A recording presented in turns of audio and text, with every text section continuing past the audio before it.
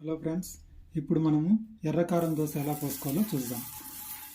పెనం హీట్ ఎక్కిన తర్వాత ఆనియన్ తీసుకొని దానిపైన ఇలా రుద్దాలి, ఎందుకంటే అది అతుక్కోకుండా వస్తుంది కాబట్టి. సో ఇప్పుడు మనం ఎర్రకారం దోశ పోస్తున్నాం.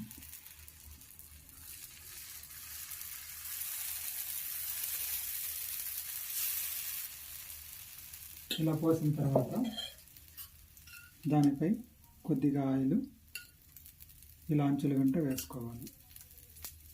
సో ఇలా వేస్తే ఏమవుతుందంటే పెనం కతుక్కోకుండా ఉంటుంది కాబట్టి. సో దోశపై ఇలా ఆయిల్ వేసుకోవాలి. సో మనం ముందుగా ప్రిపేర్ చేసుకున్న ఎర్రకారాన్ని దీనిపై ఈ దోశపై ఇలా స్ప్రెడ్ చేసుకోవాలి.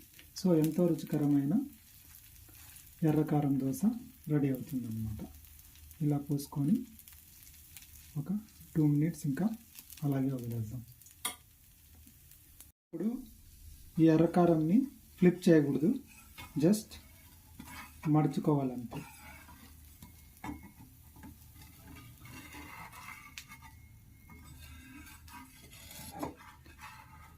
సో ఇలా మడుచుకుంటే ఎంతో రుచికరమైన ఎర్రకారం దోశ రెడీ.